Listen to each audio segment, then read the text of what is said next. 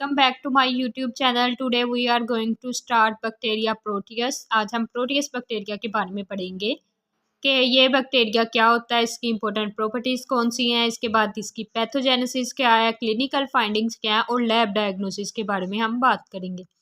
Proteus है वो urease test positive देता है, मीन्स इसके बाद यूरिएज इंजाइम प्रेजेंट होता है। ठीक है, इसके बाद एक और इंजाइम प्रेजेंट होता है फेनाइल अलानिन डीअमाइनेज, ठीक है, जो इसकी पैथोजेनेसिस में हेल्प आउट करता है। इसके बाद जो इसकी सबसे इम्पोर्टेंट प्रॉपर्टी है जो इसे दूसरे जो बैक्टीरिया उससे डिफ्रेंशिएट करती है वो ये कि ये क्या करता है, ये करता है swarming. Swarming means milky medium. ठीक है, जो मीडिया है ना वो सारा मिल्की सा हो जाएगा। अगर हम इसकी ब्लड एगर पे स्ट्रीक करेंगे तो जो मीडिया है वो मिल्की हो जाएगा और इसकी वजह से हमें पता चल जाएगा कि ये बैक्टीरिया कौन सा है, ये बैक्टीरिया है प्रोटियस। इसके बाद ये हेल्प आउट करता है व्हील फिलिक्स रिएक्शन में। ठीक है, अब व्हील फिलिक्स रिएक्शन क्या है? कुछ बैक्टीरिया ऐसे होते हैं जिनकी हम लाइव डिमॉन्स्ट्रेशन नहीं कर सकते, यानी जिन्हें हम चेक नहीं कर सकते, जिनसे हम एंटीजन नहीं ले सकते। अब क्या करते हैं प्रोटियस, उन डिमॉन्स्ट्रेशन नहीं कर सकते जिन्हें चेक नहीं कर सकते। अब हम उन बैक्टीरिया का क्या करते हैं, उन बैक्टीरिया से मिलती जुलती हम क्या करते हैं, एंटीजन ले लेते हैं। एंटीजन ले के हम लोग उस एंटीजन के खिलाफ जो है ना उस बैक्टीरिया की एंटीबॉडी चेक करते हैं कि आइदर ये एंटीबॉडी उसमें प्रेजेंट है या नहीं, and that is called wheel Felix reaction. अब प्रोटियस के केस में क्या होता है, हम लोग लेते हैं प्रोटियस की एंटीजन। ठीक है, प्रोटियस की क्या ले ली हमने, एंटीजन ले ली, और जो है ना इसकी एंटीजन जो है वो मिलती जुलती है। ठीक है, सिमिलर टू रिकेट्सिया है। ठीक है, अब अगर हमने चेक करना हो कि आइदर एक पर्सन को रिकेट्सिया का इन्फेक्शन है या नहीं है तो हम क्या करेंगे, प्रोटियस की एंटीजन लेंगे और एंटीजन लेके हम एंटीजन के खिलाफ हम रिकेट्सिया की एंटीबॉडी को डिटेक्ट कर लेंगे और इसकी वजह से हमें पता चल जाएगा, and that is called wheel Felix reaction या क्रॉस रिएक्टिविटी हम कह सकते हैं। ठीक है, इसके बाद जो प्रोटियस है ये नॉर्मल फ्लोरा ऑफ गट होता है, ये यूटीआई काज करता है आफ्टर इकोलाई। ठीक है, अब ये कहाँ प्रेजेंट होता है, ये हमने बात की कि नॉर्मल फ्लोरा ऑफ गट होता है तो कहाँ प्रेजेंट होगा, ह्यूमन कोलन में प्रेजेंट होगा, सॉइल में और वाटर में प्रेजेंट होगा। इसकी पैथोजेनेसिस की कि वो कैसे होती है, तो सबसे पहले जो प्रोटियस है ये कैसे एंटर होता है हमारी बॉडी में, Proteus enter in body through catheter. ठीक है, कैथीटर के जरिए ये एंटर होगा हमारी बॉडी में इन यूरिनरी ट्रैक में।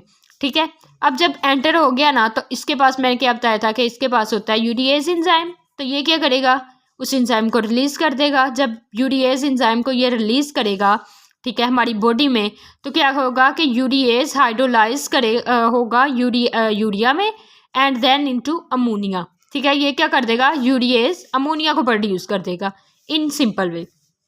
इसके बाद जब अमोनिया प्रोड्यूस होगी ना तो जो हमारी यूरिन की पीएच है ना वो अल्कलाइन हो जाती है, यानी जो पीएच है वो क्या हो जाती है, वो इंक्रीज हो जाती है कि फेवर्स ग्रोथ ऑफ ऑर्गेनिज्म। अब जो प्रोटीएज है ना ये अल्कलाइन पीएच में इसकी जो ग्रोथ है वो बेस्ट ग्रोथ होती है इसकी अल्कलाइन पीएच में, इसलिए जो है ना प्रोटियस वो ग्रो करना शुरू कर देगा। जब ग्रो करेगा तो ये डैमेज करेगा। अब डैमेज कहाँ कर सकता है, लाइक हम लोग कह सकते हैं ये यूरिथ्राइटिस कर सकता है। ठीक है, ये क्या कर सकता है, ये क्या कर सकता है, यूरिथ्राइटिस। इसके बाद ये क्या करेगा, फॉर्मेशन ऑफ स्टोन्स कॉल्ड स्टूडोवाइट, जिसकी वजह से स्टोन्स बनना शुरू हो जाएंगे जिन्हें हम क्या कहते हैं, स्टूडोवाइट।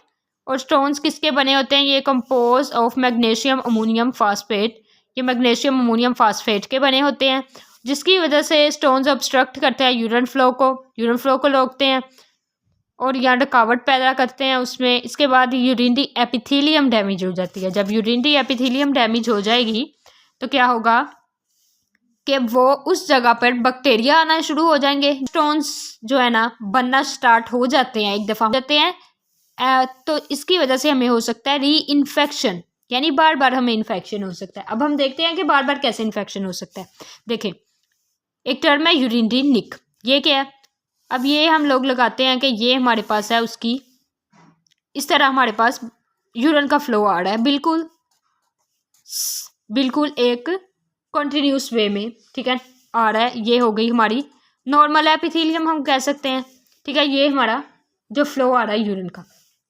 अब अगर हमारा ये बड़े हो जाते हैं जिसकी वजह से ये इस तरह चेंज आता है। ये बिल्कुल सीधी थी एपिथेलियम या हम लेयर कह सकते हैं, तो ये क्या, ये चेंज आया और ये इसकी वजह से क्या हुआ, अब यूरिन आएगा यूं, ठीक है। अब ये इसमें करके पास आउट करेगा, यूं तो पास आउट कर जाएगा। अब ये वाली जगह से ये पास आउट नहीं कर रहा, तो इस पे क्या होगा कि जो हमारा प्रोटीज है, जो हमारे बाकी बैक्टीरिया वो इधर आके क्या करे, ठीक है, जिसकी वजह से क्या होगा, ये इन्फेक्शन होगा, बार बार इन्फेक्शन होगा। और फिर ये अपने ऊपर एक ऐसी तह बना लेते हैं जिसे हम बैक्टीरिया, जिसे हम कहते हैं बायोफिल्म। और बायोफिल्म क्या करती है कि इसमें एंटी जो बायोटिक्स होती हैं वो इन्वेड नहीं कर सकती, ठीक है। अब हम लोग अगर मेडिसिन भी खाएंगे, एंटीबायोटिक्स भी खाएंगे, तो जो है एंटीबायोटिक्स इन्वेड नहीं करेंगी, जिसकी वजह से जो बैक्टीरिया हैं वो किल नहीं होंगे। तो इसलिए ये री इन्फेक्शन में, यूरिनरी निक जो है वो री इन्फेक्शन में मदद देती है। अब जो यूटीआई है ना, वो 70 to 80% फीमेल में होता है एज़ कम्पेयर टू मेल, क्योंकि फीमेल का शॉर्ट यूरिथ्रा होता है अगर हम कंपेयर करें इसे मेल के साथ। इसके बाद हम क्लिनिकल फाइंडिंग्स की इसकी बात करते हैं। इसकी क्लिनिकल फाइंडिंग कौन सी हैं, तो सबसे पहले होगा पेनफुल यूरिनेशन, हीमाचूरिया हो सकता है, यूरिन के साथ ब्लड आ सकता है, बर्निंग सेंसेशन हो सकती है, फीवर हो सकता है, हमें लोअर एब्डोमिनल पेन हो सकती है, डिसयूरिया हो सकता है, नमूनिया हो सकता है, और क्या हो सकता है, और हो सकता है हमें सेप्टिसीमिया। इसके बाद अगर हम इसकी लैब डायग्नोसिस की बात करें, तो जो हमारे पास प्रोटीएस है ये हाईली मोटाइल है, तो हाईली मोटाइल है तो हम इसका कर सकते हैं मोटिलिटी टेस्ट, ठीक है, उससे भी हमें ये पता चल सकता है। लेकिन उससे हम ज़्यादा डिफ्रेंशिएट नहीं कर सकते, क्योंकि कुछ और भी बैक्टीरिया जो मोटिलिटी टेस्ट होता है। इसके बाद ये इसकी जो इम्पोर्टेंट प्रॉपर्टी मैंने बताई थी वो क्या थी, वो थी स्वामिंग। ये स्वामिंग कर सकता है, तो अगर स्वामिंग को कम करना है तो हम क्या करेंगे, प्रोटीएस को उससे ट्रीट कर देंगे मकोनकी एगर पे, ठीक है। मकोनकी एगर पे अगर हम स्वामिंग प्रोटीएस को से ट्रीट करेंगे तो उसकी स्वामिंग क्या हो जाएगी, स्वामिंग कम हो जाएगी। लेकिन अगर फिनाइल एथाइल अल्कोहल में अगर हम उसे करेंगे स्वामिंग स्टॉप हो जाएगी वो। इसके बाद ये क्या है, ये नॉन लैक्टोज फर्मेंटेड है, ठीक है, नॉन लैक्टोज फर्मेंटेड है मकोनकी और ईएमबी पे। इसके बाद H2S, ये H2S प्रोड्यूस करता है, यानी मीडियम क्या हो जाता है, ब्लैक हो जाता है। इसके बाद इसकी जो है ना 2 स्पीशीज़ है हमारे पास, एक है प्रोटियस मिराबेलस और प्रोटियस वल्गैरस। जो प्रोटियस मिराबेलस है ना, वो इंडोल टेस्ट जो है वो क्या करती है, वो इंडोल टेस्ट देती है नेगेटिव, ठीक है, नेगेटिव देती है। और जो प्रोटियस वल्गैरस है वो इंडोल टेस्ट क्या देती है, पॉजिटिव।